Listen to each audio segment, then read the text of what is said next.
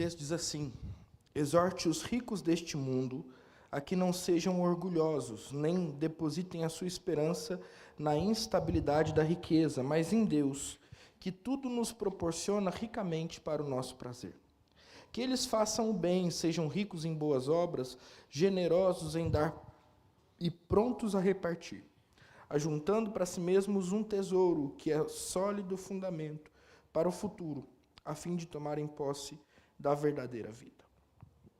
E você, ó Timóteo, guarde o que lhe foi confiado, evitando os falatórios inúteis e profanos, e as contradições daquilo que falsamente chamam de conhecimento, pois alguns, professando, se desviaram da fé. A graça esteja com vocês. Até aqui. Vamos orar? Senhor, fala aos nossos corações, em nome de Jesus, a sua palavra foi lida e será exposta, e a minha oração é para que eu simplesmente seja capaz de, com fidelidade, Deus, expressar o que está contido nos ensinamentos desses versos. Fala a nós, Pai, em nome de Jesus, transforma-nos e edifique-nos através da sua palavra. Que as palavras dos meus lábios, o meditar do meu coração sejam agradáveis a Ti, porque o Senhor é a nossa rocha e o nosso Redentor. Em nome de Jesus que nós oramos. Amém e amém. Muito bem. Crianças, os pais de vocês e os avós de vocês talvez conheçam o personagem que vocês vão desenhar hoje muito bem. E aí vocês vão pedir ajuda para ele, se for necessário. Porque talvez vocês também conheçam. Ele está lá nos gibis da Turma do Mickey, nas histórias em quadrinhos da Turma do Mickey. E talvez você já saiba de quem eu estou falando, porque a gente falou de gente rica, do Mickey, eu estou falando do Pato Donald. Não, perdão, do tio Patinhas, né, que é o tio do Pato Donald. O tio Patinhas. Eu não sei se você se lembra do tio Patinhas, meu irmão, minha irmã, mas o tio Patinhas talvez seja um dos patos mais ricos que já se viu na face da Terra. Eu tentei entender na internet quantos milhões de dólares o tio Patinhas tem, ou teria se ele ainda estivesse vivo, mas é uma discussão muito longa, assim, e ninguém é conclusivo quanto a isso, né? Querem atualizar, e aí também dizem assim, lá naquele cofre que ele tinha, que ele nadava no cofre, né? Eu não sei se vocês já assistiram isso, crianças, mas o tio Patinhas nada num cofre cheio de moedas de ouro, né? Já se perdeu a conta de quanto dinheiro havia lá dentro, né? Então hoje, crianças, vocês vão desenhar um tio Patinhas, tá bom? Cercado de dinheiro. E depois, lá no final, a gente vai conversar sobre isso. Agora, deixa eu contar para vocês uma fala que, como eu disse, os avós de vocês talvez ouviram o tio Patinhas falando, ou leram num quadrinho, né? Em 1949, numa história do tio Patinhas, colocou-se na boca dele uma fala seguinte: o que são 11 octilhões de dólar se eu não fizer um grande barulho sobre isso? O que ele está dizendo? Ele está dizendo, o que são 11 octilhões de dólares se eu não puder me gabar a respeito disso? Porque para ele o dinheiro servia para quê? Para que ele pudesse fazer muito barulho, para que ele pudesse se mostrar, e para que ele pudesse dizer, olha só como eu tenho. Não é isso? É exatamente sobre isso que o texto começa falando nessa noite, meus irmãos. E é por isso que a gente vai brincar com o tio Patinhas no final da história. O título do meu sermão hoje é o seguinte: tudo que é importante precisa ser repetido. E ele tem esse título porque, se você olhar para o capítulo 6, você vai perceber que no começo dele, do verso 3 até o verso de número 10, Paulo já está falando sobre o perigo das riquezas e daqueles que querem ficar ricos, e que muitas vezes usam a posição do ministro da palavra para que isso aconteça. E logo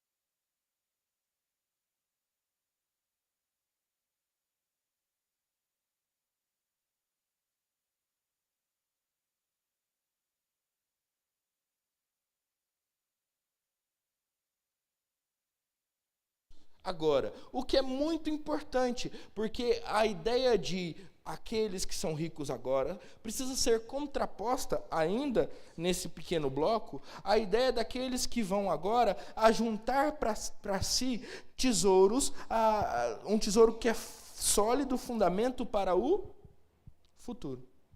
Então, o que Paulo está fazendo é comparar uma riqueza presente, aí sim, neste mundo, com uma riqueza futura e diferente da deste mundo. E essa talvez seja a primeira nuance do texto. E aí como é que a gente pode aprender algumas coisas? Paulo, ele fala a respeito do perigo das riquezas. Quais são eles? O primeiro deles, o orgulho. Verso 17 diz assim: exorte os ricos deste mundo a que não sejam orgulhosos. E aí o orgulho, em outro momento, o Timothy Keller vai dizer que ele pode ser comparado a um fole. Sabe, talvez você já tenha visto nos desenhos, hoje eu estou muito de desenho animado, né? Agora não é mais da Disney, mas da Warner Bros., o Pica-Pau.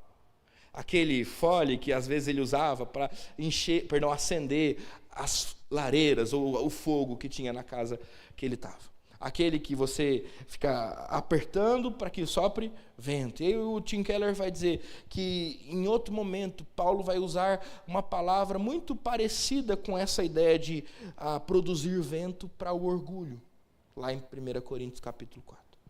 Então, a ideia de orgulho que eu queria tratar com vocês a respeito das riquezas é a ideia daqueles que, por se tornarem ricos ou por serem ricos, enchem-se de vaidades como uma bexiga se enche de vento.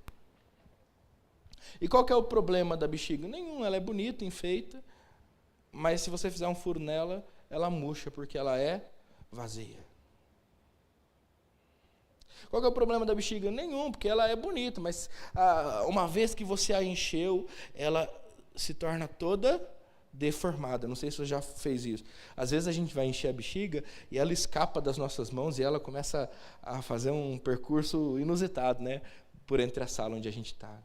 Aí você vai tentar encher aquela bexiga de novo, está até mais fácil, porque ela já dilatou, mas se você olha para ela, ela também não apenas dilatou, mas ela está deformada. Agora, não é só esse o problema de ser vazio ou se deformar facilmente, mas a ideia que Timóteo também dá, ou que Paulo também traz, do orgulho, da bexiga cheia, ser uma bexiga muito frágil. Né? Porque qualquer coisa faz com que a bexiga se estoure ou exploda, ou qualquer coisa assim. Uma simples farpa é capaz de acabar com a bexiga inflada. Mas também a ideia de que, além de ser frágil, ela é dolorida. E ela costuma se lembrar das dores ou das forças que aplicam sobre ela. E aí eu preciso te lembrar, por exemplo, do palhaço que fica na festa de aniversário de uma criança, dobrando bexiga e fazendo com que ela tome a forma que ele quiser. É mais ou menos isso que ele quer dizer com a bexiga ser dolorida, ou com o orgulho ser dolorido. Ela guarda a força que se aplica sobre ela. Se você a torce, ela fica torcida. Se você a dobra, ela fica dobrada. Se você a deforma, ela fica deformada. Não é assim? Então perceba, o problema do orgulho é que ele é vazio, ele é frágil, ele é deformado e ele é dolorido. E aí você pensa numa pessoa que confia em suas riquezas. Me diz se ela não é assim. Ela não vive falando para todo mundo do quanto ela construiu e do quanto ela acumulou com o suor do seu trabalho. Mas ela só sabe falar disso, não tem mais nada dentro do coração dela, a não ser o seu amor pelo dinheiro que ela conquistou. Ao mesmo tempo em que essa pessoa gosta de ser tratada, muito vaidosa, gosta de ser tratada cheia de pompa. E ela tem um ego, uma personalidade muito frágil. Ela fica muito doída se alguém não a respeita. Afinal de contas, ela tem muito dinheiro. Essa mesma pessoa gosta de se vingar daqueles que se colocam contra ela. Porque ela tem uma memória muito boa. E ela não se esquece daqueles que lhe fizeram mal, daqueles que, de alguma maneira, tentaram te tirar ou lhe tirar um pouco desse dinheiro que ela tem e ama tanto. Perceba que Paulo está falando uma coisa para Timóteo que talvez não faça tanto sentido para nós, porque talvez nós não sejamos ricos e talvez nós não amemos tanto dinheiro assim a ponto de nos orgulharmos disso. Mas que talvez, por outro lado, faça sentido para nós sim. Por quê? Porque talvez eu e você não nos orgulhemos pelo fato de que a nossa conta bancária é cheia e tem um monte de zero antes da vírgula. Eu fui fazer umas outras pesquisas na internet quando eu estava pensando sobre isso. Eu descobri, por exemplo, que no Brasil, 1% da população detém 63% de toda a riqueza. E que se você for olhar para o outro lado, de tudo isso, os 50% dos 98% que sobraram detém 2% de todo o dinheiro que há no Brasil. Entendeu? 63% tem metade de tudo. 1% tem 63% de tudo. Agora, dos 99% que sobram, apenas 2%, 50% tem 2% de tudo. Até eu estou confuso aqui, né? Vamos devagar. Pouca gente, tem 63% de todo o dinheiro do nosso país. Depois, muita gente tem que dividir 2%, que é nada do que o nosso país produz. É mais ou menos isso que a gente está dizendo. E aí os ricos se orgulham do que tem. Mas a gente também pode se orgulhar por fazer parte de minorias, né? E talvez aí essa palavra chegue para a gente. Porque talvez a gente não se considere rico porque a nossa conta não tem tantos zeros antes da vírgula. Os zeros estão depois dela. Mas a gente se considere rico por ter a nossa família bem bonita. Ah, pastor, de fato nós não temos tanto dinheiro, mas nós fazemos parte daquele percentual de pessoas que podem se orgulhar por terem um casamento sólido. Sabe qual que é a média de anos que pessoas ficam casadas no Brasil? Eu falei que eu fui pesquisar. 13,8 anos. E está diminuindo. Ah, pastor, eu posso me orgulhar, porque eu posso me considerar rico. Já estou casado há 50 anos, há 40 anos, há 30 anos, há 20 anos. Já passei dessa média, estou há 15 anos casado. Meu casamento é muito bom, pastor. Então, aí a gente precisa começar a aplicar essa palavra no nosso coração. Porque sim, Paulo não está falando para esses. Mas a gente pode entender que se há um presente de Deus, que é o dinheiro, que muitas vezes enche as nossas contas, não pode ser motivo de orgulho, outro presente de Deus, que é o casamento, que você não mantém sozinho, pelo contrário, ele é mantido por Deus, também não deve ser motivo de orgulho. Os filhos bem criados não podem ser motivo de orgulho, da mesma maneira que uma boa carreira de trabalho, independente do salário, não deve ser motivo de orgulho. Boas escolhas não podem ser motivo de orgulho.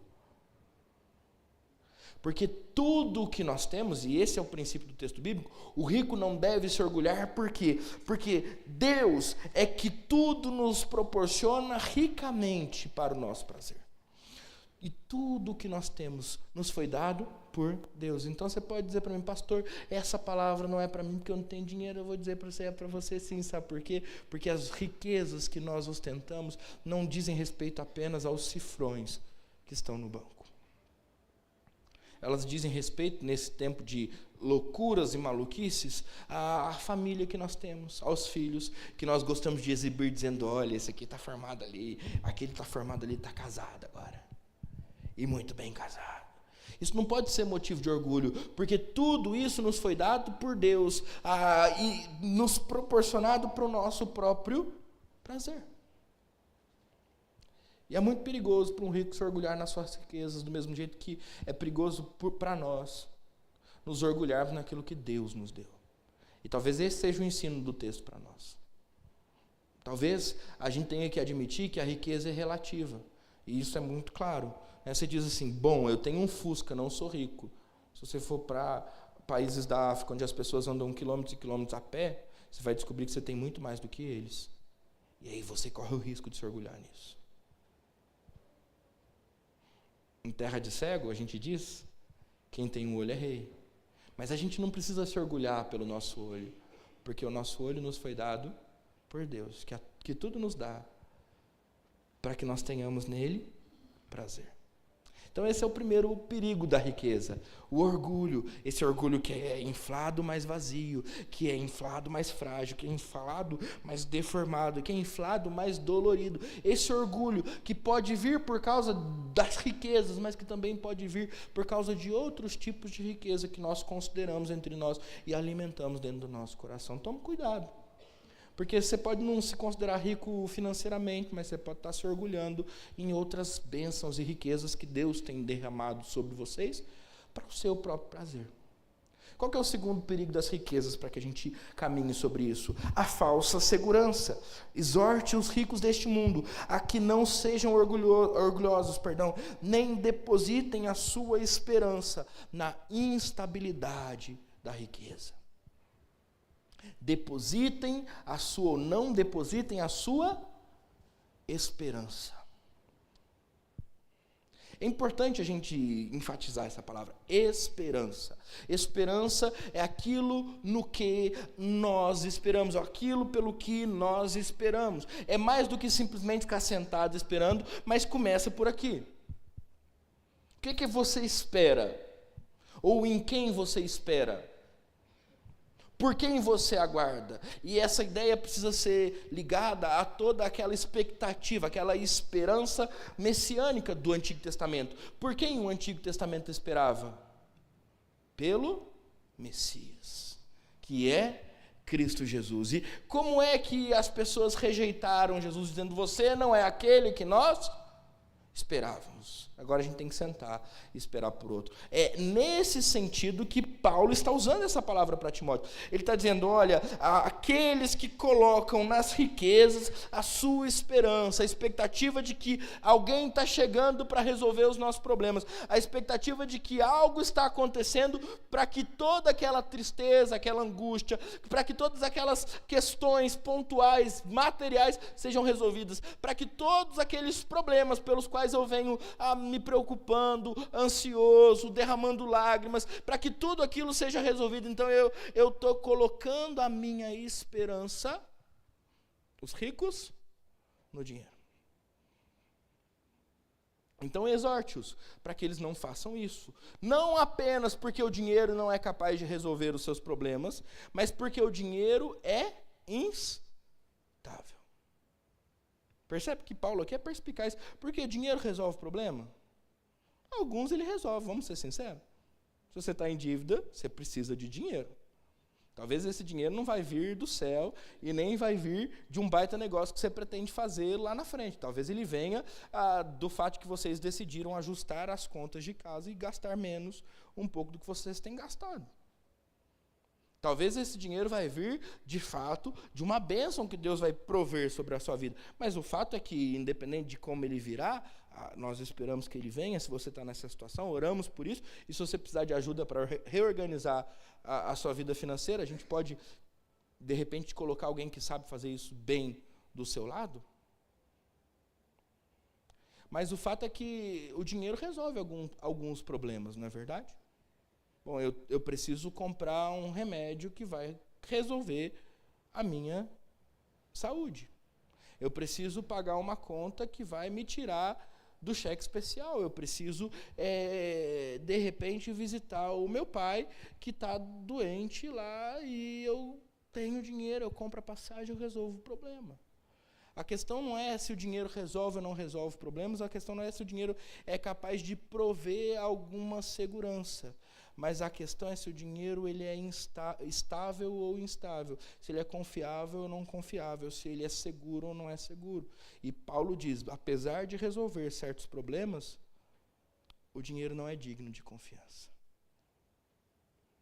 Apesar de ser bom e prover conforto, da mesma maneira que ele é capaz de arrancar sorrisos, em outro momento ele pode estar nos fazendo chorar.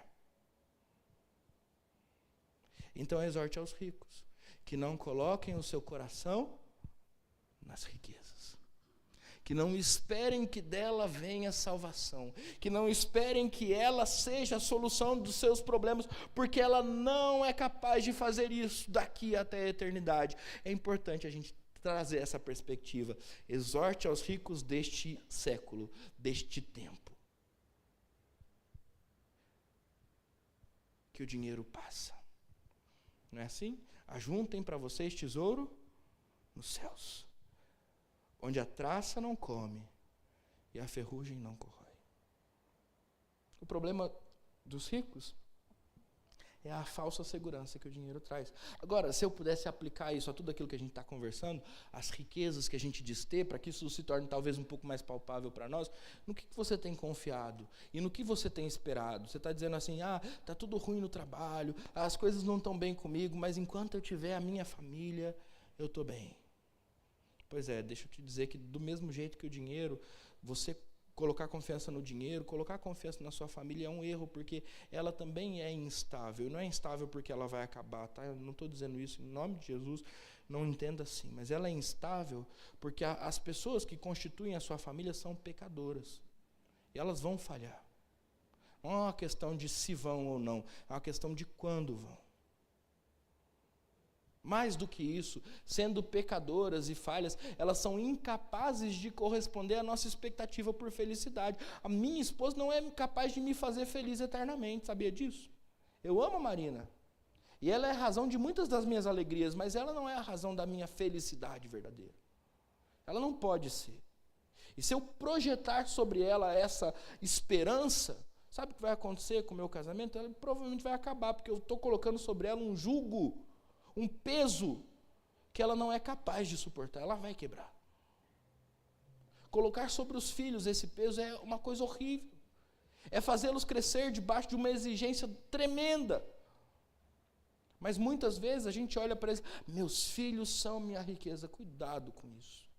Pode parecer bonito e ser muito curtido lá no Instagram, mas os nossos filhos não são capazes de nos trazer a felicidade eterna que só Deus nos pode trazer. Os nossos filhos vão nos decepcionar mais cedo ou mais tarde com seus pecados, mais ou menos com seus pecados, mas eles vão nos decepcionar. E eu não estou dizendo que eu quero que eles nos decepcionem, mas eu estou dizendo que eles não são perfeitos. E em não sendo perfeitos como Deus é, eles são instáveis e falhos. Eu posso fazer essa analogia com o seu trabalho, eu posso fazer essa analogia com o ministério na igreja, eu posso fazer essa analogia com o que for, mas você já entendeu. O fato é que nós não podemos esperar em qualquer tipo de riqueza que nós elenquemos e categorizemos aqui. E esses são os erros que se comete a respeito do dinheiro e que se comete a respeito de qualquer outra realidade na qual se coloque o seu coração.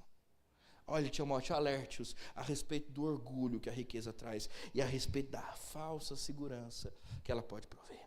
Por outro lado, Timóteo, convide-os a duas coisas. E aí, qual é o dever de todo rico? Em primeiro lugar, verso 18, convide-os para que eles façam bem, que eles sejam ricos em boas obras, generosos em dar e prontos a repartir. Convide-os, Timóteo, à generosidade. E aqui não tem muita volta. Para que o dinheiro serve? Para abençoar outras pessoas. Onde está a riqueza verdadeira? Em ter zeros antes da vírgula na conta do banco ou em ter a capacidade de prover recursos àqueles que precisam? Ter a capacidade de ajudar aqueles que Deus tem colocado no seu caminho. Exorte os ricos para que eles sejam abundantes em boas obras. E para que eles sejam generosos em dar e prontos a repartir. O mesmo serve para as pessoas que, no meio do meu sermão, disseram, bom, pastor, eu me considero essa pessoa que diz que a sua riqueza é sua família. Olha que coisa bonita. Deus te deu uma família. Então seja generoso com ela e através dela. O que eu quero dizer com isso? Você não precisa acabar com a família porque ela tem te motivado ao orgulho e você tem confiado nela a sua vida. Não, é só você colocá-la em perspectiva. Deus te deu uma família, ela tem sido abençoada e vocês têm desfrutado de anos de casamento. Use o seu casamento para instruir aqueles que estão começando nessa jornada. Deus te deu filhos abençoados e você foi capaz de criá-los no caminho do Senhor. Eles estão encaminhados e agora eles estão desfrutando de uma vida plena e abençoada, então use essa experiência e traga outras pessoas para debaixo de você, para que elas também possam ser ensinadas a fazer o que você fez, ou até mesmo para que aqueles filhos que já não têm mais os pais vivos, possam sentir em você acolhimento e carinho. Percebe o que eu quero dizer? Nós não precisamos deixar de considerar aquilo que Deus nos deu uma riqueza tremenda para lidar com o orgulho e a falsa segurança que essas coisas nos trazem, mas nós precisamos usá-los na perspectiva correta. Então, se nós temos uma família, não foi para bater no peito que Deus nos deu a nossa família, mas foi para que ela servisse de bênção para outras. Se nós tivemos o sucesso na criação dos nossos filhos, não foi para que nós digamos, olha, eu sou um excelente pai, como mãe não tem para mim. Mas é para que nós possamos usar dessa graça que Deus nos deu para abençoar outras pessoas. E por que não, entre muitas aspas, ou não, adotarmos? E por que não desenvolvermos esse amor por aqueles que não nasceram de dentro de nós, mas que podem ser criados, instruídos, abençoados dentro da família abençoada que Deus nos deu.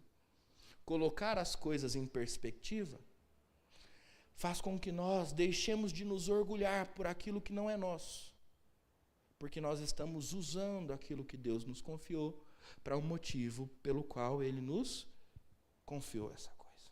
E aí serve para a família, serve para os filhos, serve talvez para o trabalho, serve para o ministério na igreja, serve para a função em que eu ocupo aqui. Tudo isso revela que eu não me orgulho e nem coloco a minha esperança que aquilo pode me fazer feliz, mas eu entendo que Deus derramou sobre mim essa bênção, essa riqueza, essa felicidade, e agora eu quero usá-la para a glória de Deus e para o serviço do próximo. Eu quero ser generoso e rico em boas obras. Talvez isso se aplique a você com relação ao dinheiro, e tem que se aplicar. Mas talvez isso também se aplique a você com relação a outras riquezas que Deus nos deu. Agora, o segundo dever de todo rico é não apenas ter um senso de responsabilidade e generosidade, mas também ter um senso de prioridade e de proporção. O verso 19 diz, ajuntando para si mesmo um tesouro que é sólido fundamento para o futuro, a fim de tomarem posse da verdadeira vida. Os ricos deste século, desta era, e um rico fundamento para o futuro. O que vale mais? O presente ou a eternidade? O aqui e agora ou o porvir com Jesus? Há a necessidade, meus irmãos, que nós coloquemos em a perspectiva toda a nossa vida, e tudo aquilo que nós consideramos ser nossas riquezas precisam ser considerados lixo para que nós ganhemos a Cristo. É isso que Jesus diz.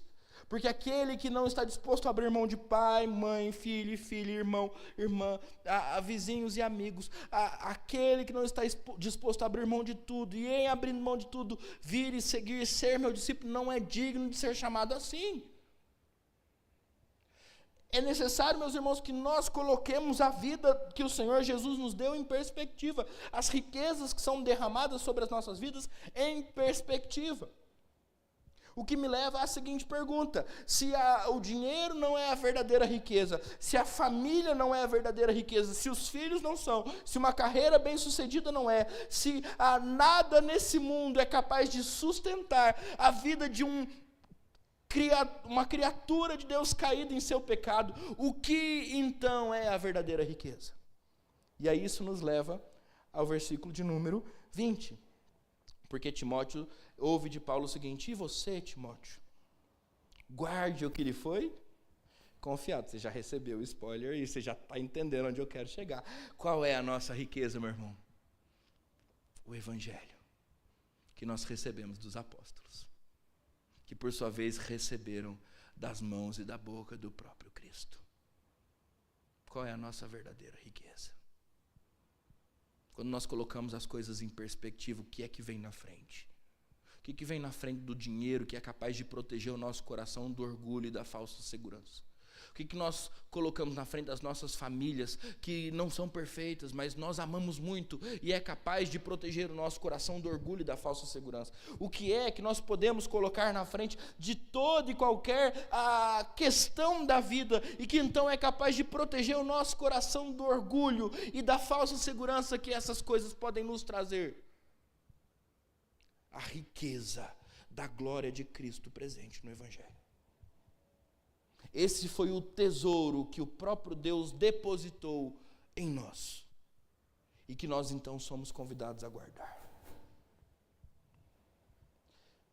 Esse é o tesouro que, enquanto nós não guardarmos, nós vamos viver perseguindo sonhos vazios e vãos, desejos vazios e vãos, como um cachorro corre atrás do rabo, sem chegar em lugar nenhum. E a gente quer o emprego tal e a gente vai conseguir o emprego tal, e ainda assim não vai ser feliz, porque aquela não é a verdadeira riqueza da vida. E a gente quer tantos R$1.000 na conta, e a gente vai conseguir chegar nesses tantos R$1.000, e a gente não vai ser feliz, porque o dinheiro não é a verdadeira riqueza da vida. E aí a gente vai descobrir, ou vai então sonhar, depois de sonhar com o trabalho, sonhar com o dinheiro, a gente vai sonhar com a família, a gente vai conquistar essa família, a gente vai casar, e a gente vai ter filhos, aí a gente vai olhar para tudo aquilo, e ainda a gente não vai ser feliz, porque a família não é a verdadeira riqueza da vida. E aí a gente vai criar sonhos e sonhos, porque se a gente conhecer o mundo, ou se a gente empreender e tiver uma empresa que é bem sucedida, e tiver uma missão, um propósito, que não tem nada a ver com o Evangelho, mas tem a ver com coisas vazias que eu invento para mim mesmo. Então eu vou ser feliz, e aí a gente começa a acumular um monte de coisa, e ter um currículo enorme, um histórico enorme, a gente senta e está cheio de orgulho, com uma sensação de segurança tão firme quanto um prego pregado na areia. Porque a gente ainda não encontrou no Evangelho a riqueza suprema da nossa vida. É por isso que Paulo se volta para Timóteo e diz: guarde o que lhe foi depositado. Porque se há alguma coisa rica o suficiente para te fazer feliz, essa coisa é a pregação do Evangelho. É a mensagem de Cristo. É o fato de que Cristo morreu pelos nossos pecados e nos garantiu uma eternidade toda na presença do Pai. Aquele que tem nas suas mãos, a gente leu em Ageu, toda a prata e todo o ouro. Aquele que habita no meio do seu povo. Aquele que guerreia por nós e promove a paz. Aquele que resolve todas as coisas e inclina o coração do rei. Aquele que tem a palavra final. Aquele que é, que era e que há de vir. Esse é o Evangelho e essa é a verdadeira riqueza. Não confunda as coisas, meu irmão. Não confunda as coisas. Guarde o Evangelho que lhe foi depositado. Porque todo o resto vai passar. Mas a palavra de Deus permanece para sempre. Como é que Timóteo é convidado a guardar o Evangelho? O texto diz: evitando falatórios inúteis e profanos e as contradições daquilo que falsamente chamam de conhecimento. Eu também fui pesquisar, eu lembrava da expressão, mas não lembrava do elemento químico. Você já ouviu falar da pirita? Pirita. Conhece pirita? Seu Eurico sabe o que é. Quem é das Minas Gerais, é uma dica, talvez esteja mais familiarizado com a história. Pirita. Ouro de tolos. É um metal precioso, ou melhor, é um metal nada precioso, que se parece muito com ouro. Ele é amarelo como ouro, brilhante como ouro, e diferente do ouro, ele é muito abundante na natureza. Aí o pessoal, na época dos bandeirantes e das minas que se descobriram nas Gerais, entendeu? Minas Gerais? Nas Gerais, lá, eles descobriram as minas. E aí eles começaram a explorar a terra em busca de ouro. E os empreendedores começaram a encontrar pirita. Um minério que é basicamente enxofre, tornado sólido. E que não tem valor comercial nenhum. Então eles se alegravam, eles compravam aquela região e começavam a explorá-la, e de repente eles descobriam que aquilo não era ouro, que aquilo não ia fazê-los ricos. E apenas enganá-los, enganar o próximo para quem eles venderiam as terras. Pirita. Parece ouro, tem cor de ouro, brilha como ouro, mas não é ouro. Como é que a gente guarda o Evangelho? Sabendo diferenciar ouro de pirita. Tem o Evangelho. Você quer que eu resuma?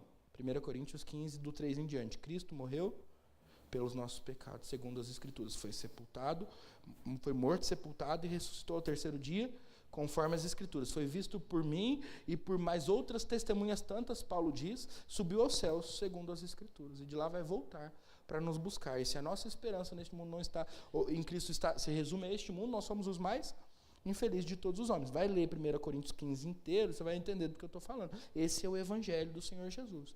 Ouro puro. Agora, pirita. Você precisa acreditar na força que há dentro de você. Acorda todo dia, olha para o espelho e diz, você consegue, você pode, você é um filho amado de Deus. Pirita. Brilha como ouro, é amarelo como ouro, mas não tem valor nenhum. Sabe o que mais?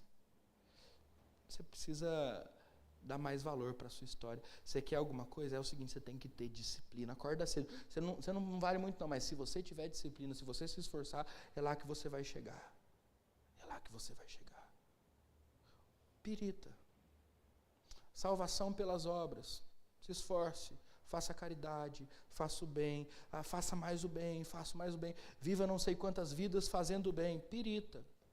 Para alguns parece ouro, brilha como ouro, amarelo como ouro, mas é lixo e não tem valor nenhum. Porque qualquer coisa que seja pregada fora das Escrituras, por mais que pareça ouro, é pirita. Ouro de tolos. E quem dá ouvido a essas coisas, segundo o apóstolo Paulo, acaba se desviando da fé. Então, no fim das contas, é tudo uma questão de sermos ricos, não é? A questão é, você é rico do quê? Onde está a sua riqueza? A gente leu, né? A gente leu na liturgia, Mateus, capítulo 6, versículo 21. Eu fiz vocês repetirem, não sei se vocês se lembram. Eu acho que eu fiz de propósito. Lembra? Onde está o seu tesouro, aí estará o seu coração. Onde é que está o seu coração? Vou inverter a fala de Jesus. Onde é que ele está? Você está juntando pirita em casa? Ou você já encontrou o ouro?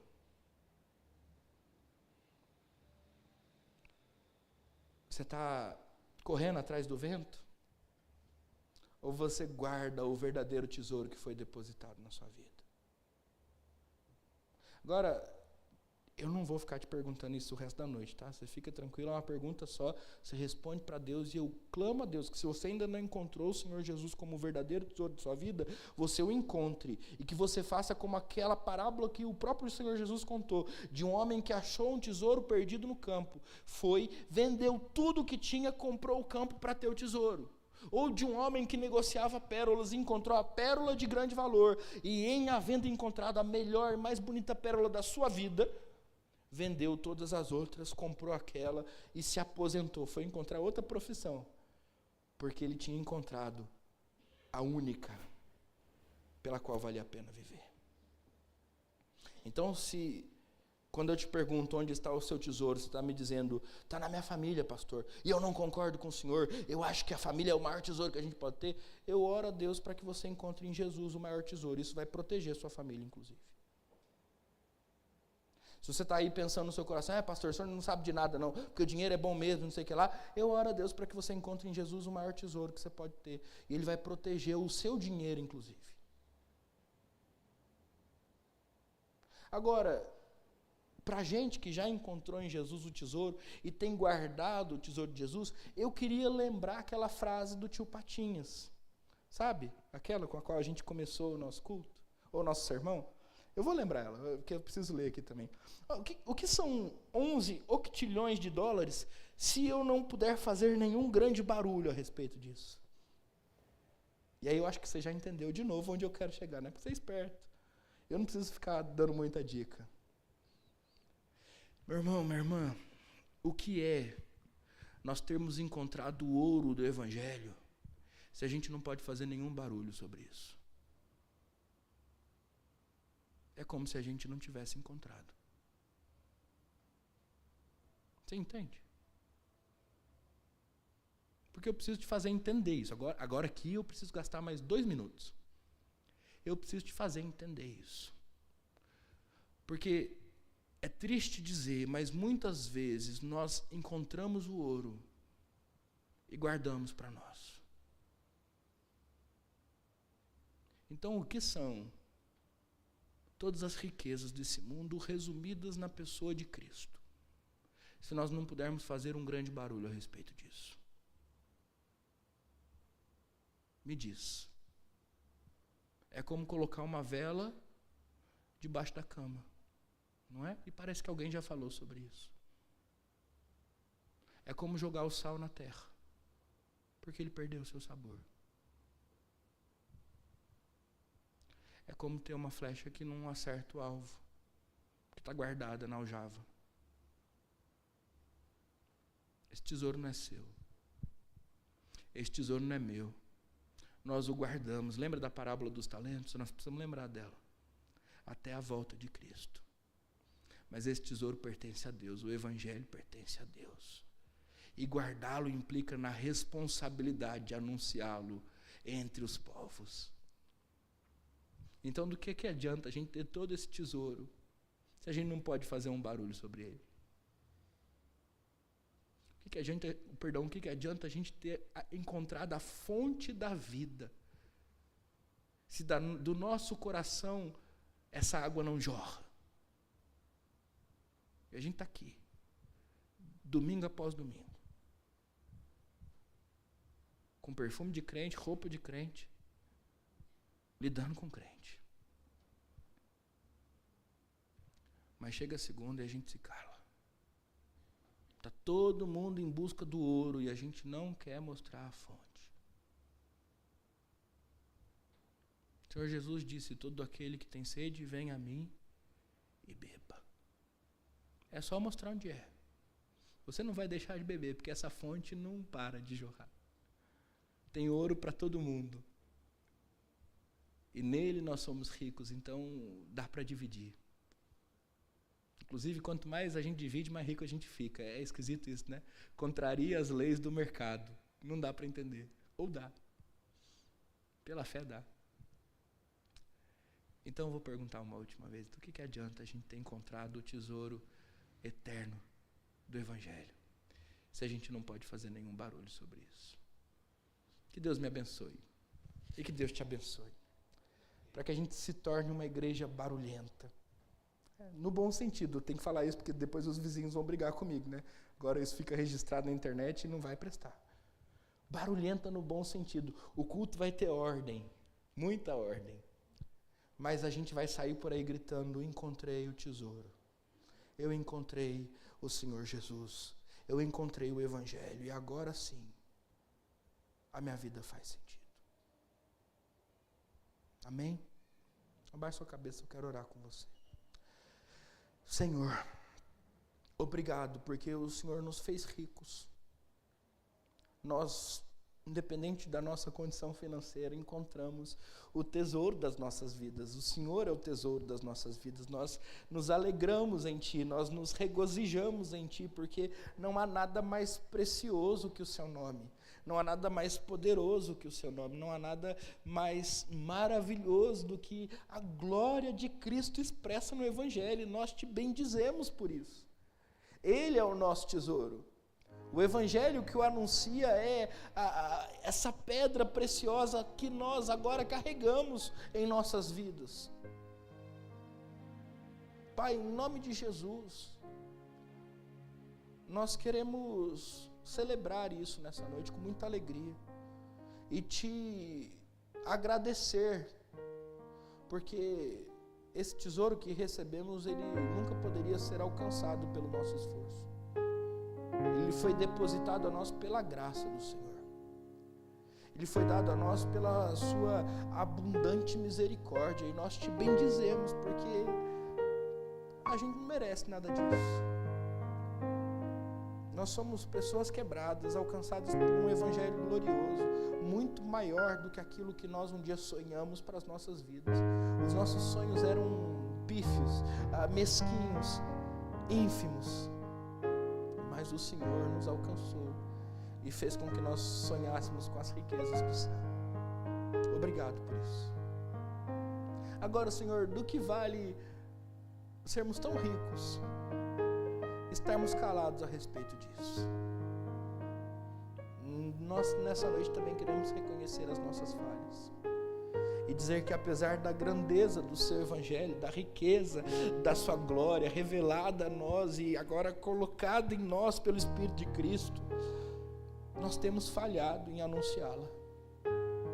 Nós temos guardado esse tesouro apenas para nós e queremos nos arrepender disso.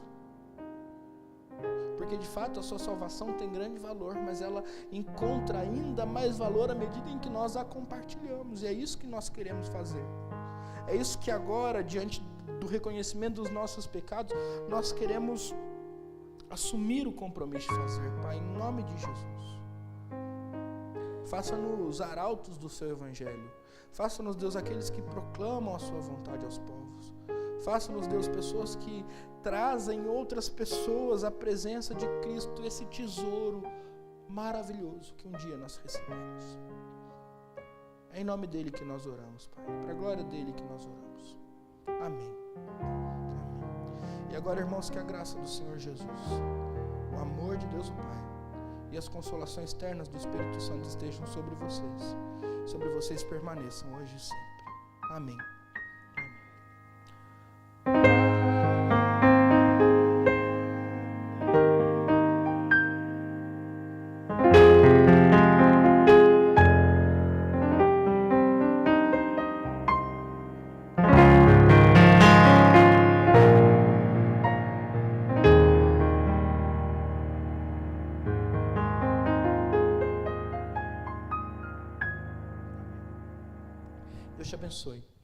Deus te abençoe.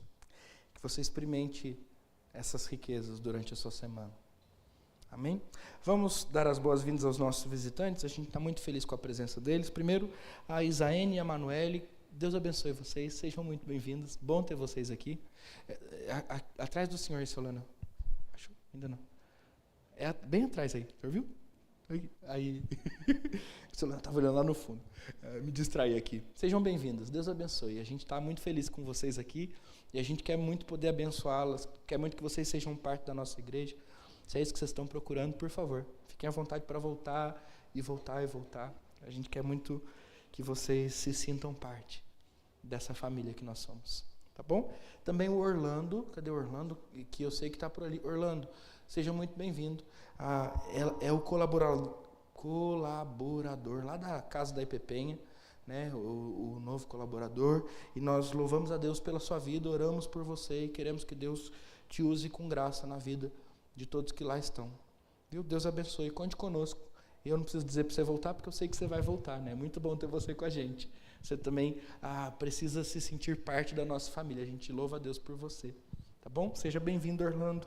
E também a Mara, que está com a Leia, que depois de um tempo voltou. Seja bem-vinda, Leia. Seja bem-vinda, Mara. Deus abençoe vocês. Muito bom ter vocês com a gente. Tá bom? E o que eu disse a eles serve para você também. Se é isso que você está procurando, seja bem-vindo à nossa família. Deus abençoe vocês. E esses são os nossos visitantes, tá bom? Depois na porta eu dou um abraço em cada um de vocês. Agora, um único aviso importante, ele não está aqui, mas eu sei ele de cor, está tudo certo. Meus irmãos, a gente está falando sobre proclamar o tesouro que nós recebemos. E isso é feito através do discipulado. Nós não cremos em outra maneira de proclamar a palavra de Deus tão efetiva quanto o discipulado, tá bom? E aí, como é que a gente vai expressar essa nossa crença em ação? Nós estamos nos preparando através desse treinamento para começar a prática do discipulado aqui na igreja. Ok? Pastor Cícero vem na próxima semana, sexta-feira e sábado, sexta das 7h30, 7 horas, obrigado, até a hora que a gente terminar, que vai ser por volta das 9h30. 10 horas. Depois, no sábado, das 9 até a hora do almoço, da 1 até as 4, a gente vai ter o treinamento para discipulado. A ideia é que você que deseja estudar a Bíblia com um amigo do trabalho, que deseja acompanhá-lo na fé e que deseja fazer parte desse processo em que crentes mais maduros andam e aconselham e discipulam crentes menos maduros, você esteja aqui presente para que você aprenda como fazer e para que depois o conselho da igreja possa contar com o maior número de crentes disponíveis para isso, tá bom? É importante dizer o seguinte: nós precisamos nós precisamos centralizar ou unificar a prática do discipulado na nossa igreja. Ele já acontece informalmente em alguns casos, mas nós precisamos fazer disso um padrão e caminhar juntos, tá? Então vocês estão convidados, os oficiais estão convocados. A gente já falou disso de manhã, mas eu preciso dizer de novo, né? A não ser que você tenha um compromisso muito importante. Se você não for ficar na sua casa vendo televisão, quer dizer, se você for ficar na sua casa vendo televisão, ou então for resolver alguma coisa que pode ser resolvida em outro momento, eu quero te desafiar a estar aqui, tá bom? Agora, se você tem um compromisso que não pode ser adiado, aí nós entendemos e está tudo bem. Mas se ele pode ser adiado, se outra pessoa pode fazer o que você vai fazer, é importante que você tenha consciência de que a nossa igreja precisa disso, tá bom? Precisa disso. E serve para os oficiais e para os líderes de departamento também. Todos eles estão convocados. Ok? Entendido? Qual que é o custo? Nenhum. Tá? Olha que benção. Você não vai gastar nada com isso, ainda vai almoçar no domingo, junto com todo mundo aqui. No sábado. Isso, é porque são 20, 30... No domingo você pode almoçar, inclusive, e me convidar. De repente a gente almoça junto. Mas não é isso, não. Você vai almoçar no sábado, tá? E a gente vai almoçar aqui, vai ter uma comida gostosinha, uma bênção, e a gente vai poder também ter um tempo de comunhão. Ok? Deus abençoe vocês. Eu espero vocês à porta para cumprimentá-los. Tenham todos uma boa semana. Obrigado, Alexandre. Quanto ao encontro, é importante que vocês façam a inscrição até hoje. Pastor, como é que faz? Tem um link para fazer, mas de repente faz mais sentido você procurar o Alexandre ou o Dioclésio, se vocês puderem se levantar para a igreja toda conhecer vocês, tá? O Alexandre e o Dioclésio.